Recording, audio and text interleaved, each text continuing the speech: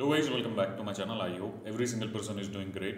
As you all know, today is Thursday and the time duration is around 9 a.m. in the morning, and right now I'm creating a session for you guys regarding the process. I'm just doing a Q&A session with you. और अभी जो भी queries वगैरह हैं उसके बारे में बात कर लेते हैं. Later on I'll do one thing. Whenever I'll get time, I'll come live and we'll try to address the query, I can say, online. Live session में अगर क्वेश्चनिंग वगैरह होगी, you can ask me right now. Otherwise बहुत सारे question है इसके regarding. अगर जिस कैंडिडेट भी क्वेश्चन पूछें उसका आंसर मैं इस वीडियो में प्रोवाइड कर रहा हूँ, क्योंकि मैं जैसे हर वीडियो में आपको बताता हूँ टाइप करना नेक्स्ट टू इम्पॉसिबल हो जाता है, बहुत लेंथी आंसर होता है. So that's why try creating a session for you guys on every single day regarding the process. अगर पोलैंड के लिए कोई जाना चाहता है, अपॉइंटमेंट मिल गया या फिर प्रोसेस के अंदर कुछ क्वेरीज वगैरह हैं, तो उसके रिगार्डिंग मैं हेल्प करता हूँ. ऐसा होगा बहुत सारे कैंडिडेट को आंसर पता होगा, बहुत सारे कैंडिडेट को आंसर पता नहीं है. So I do one thing, I make a session on this particular thing every single day. क्योंकि ऐसा होता है every single day the thing is बहुत सारे कैंडिडेट ऐसे हैं, वो लोग क्वेश्चन वगैरह आस्क करते हैं और process if I talk about this particular process, questioning वगैरह ऐसा होता है हर 3 महीने 2 महीने हर महीने नया अपडेट आते रहता है, और उसमें फिर प्रॉब्लम कैंडिडेट को आती है कि अपडेट के बारे में पता नहीं होता. तो that's why try creating a session. और अभी के बारे में अब आने वाले टाइम पे थोड़ा अपॉइंटमेंट वाला वर्क थोड़ा कम कर देंगे और अपॉइंटमेंट के रिगार्डिंग मैं अपडेट प्रोवाइड करना बंद कर दूंगा शायद आने वाले टाइम पे. क्योंकि प्रॉब्लम ऐसी है अपॉइंटमेंट के, अगर मैं अपॉइंटमेंट के बारे में अगर आपको इन्फॉर्मेशन शेयर करता हूँ तो बहुत सारे कैंडिडेट ऐसा सोचते हैं कि अगर मैं इन्फॉर्मेशन प्रोवाइड कर रहा हूँ तो उनको अपॉइंटमेंट मिल ही जाएगा. द थिंग इज मैं जो स्टैंडर्ड इन्फॉर्मेशन है वो प्रोवाइड करता हूँ अपॉइंटमेंट के बारे में. अगर मेरे पे टाइम होता है तो फिर अपॉइंटमेंट सेशन बना देता हूँ. कभी कभी ऐसा होता है कि अपॉइंटमेंट आपके सामने अवेलेबल होते हैं बट फिर भी आप अपॉइंटमेंट बुक नहीं कर पाते हैं.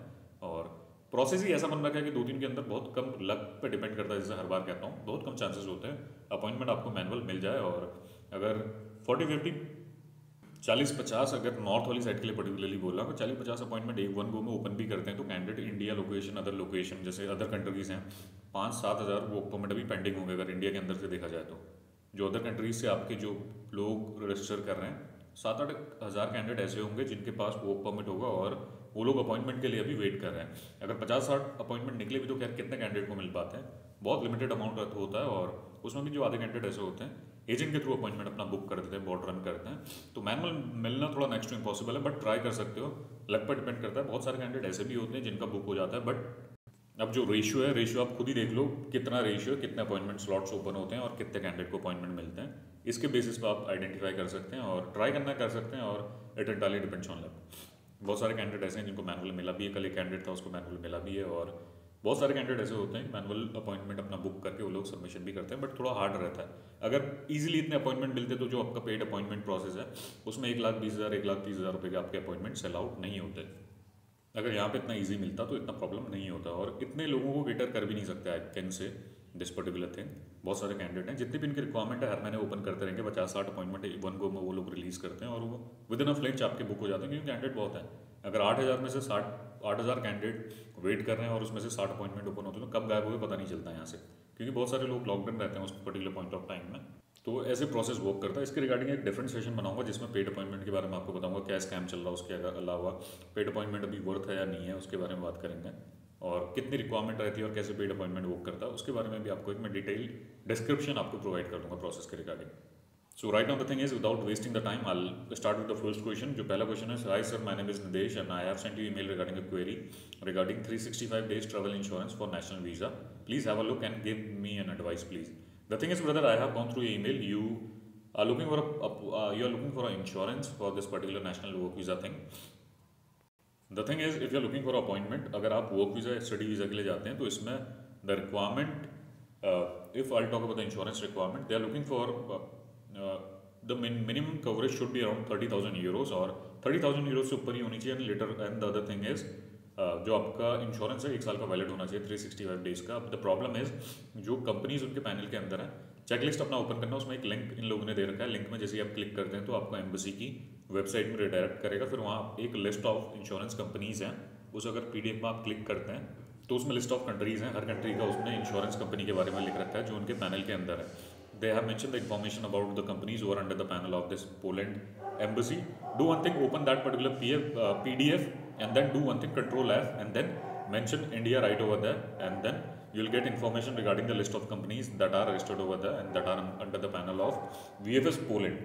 और फिर उसके बाद देखा जाए तो उसके बाद क्या होता है, वो कंपनीज़ के बारे में आप सर्च कर लो. HDFC Urban, there are other companies as well. तो एक काम करना, उसमें पहले कंपनी से एक बार आप कोऑर्डिनेट कर लो. Do one thing, try coordinating with the company, give a call to the SDFC or Ergo team or some other company. So there are list of companies. You can do one thing, you can directly coordinate with them. So tell the requirement about this particular thing. If they'll provide you the appointment of 365 days at one go, that is entirely different thing. Otherwise, if the company is saying that they can provide you the appointment of 6 month for two insurance of 6 months, then I think uh, so in some case it work, or in some case they do not accept that kind of insurance. So the thing is, you can do one thing, you can mention the same information to the immigration panel. I can say, mark an email to the embassy team and mention the company name and mention the procedure how they are providing you the insurance, and then mark them an email regarding this particular thing. So you'll get confirmation from the embassy. They'll let you know about this thing कि आपको कौन सा insurance purchase करना है. Insurance की जो companies हैं उसका नेम वगैरह मेंशन करके एक बार एक ईमेल कर दो उनको, और वहाँ से रिवर्ट आ जाएगा एम्बेसी से, और उसके अकॉर्डिंग इंश्योरेंस परचेज कर लो. Otherwise the thing is, if you are not taking any feedback from the embassy, I can say, so there are so many candidates, they got rejection in this particular thing. So do one thing, first confirm the information with the embassy. If they are saying that you can go ahead with this kind of procedure, then you can book the appointment accordingly. अगर उसके बाद आपका rejection आता है, rejection आएगा नहीं, और उसके बाद रिजेक्शन आता है, तो you have a proof on the registered email ID.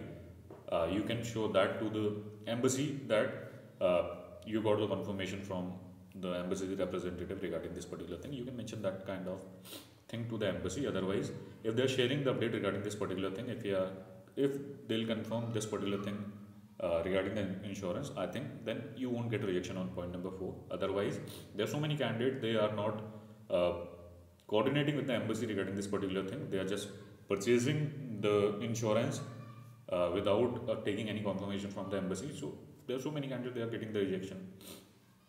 So that's how the process works. Apart from that, the other question is, फिर कब slot open होगा? भाई अब check करो, आज भी check कर लो. If you are applying for the North jurisdiction, check today as well. So there are chances of getting the appointment for this entire month of March or April, I can say. Sir मैंने apply किया Qatar से, अगर India से VFS appointment लेनी होगी तो क्या document में एड्रेस चेंज करवाना पड़ेगा एम्बेसी का? अगर आपके जो डॉक्यूमेंट है उसमें अगर एम्बेसी का इन्फॉर्मेशन है तो फिर उस केस में आपको चेंज कराना पड़ेगा. अगर आपका यूएई कतर का इन्फॉर्मेशन उन लोगों ने मेंशन करा तो फिर उस केस में चेंजेस कराने पड़ते हैं. अदरवाइज अगर आप इंडिया से भी अप्लाई कर रहे हैं तो इंडिया से मत करो यार, वर्थ नहीं है.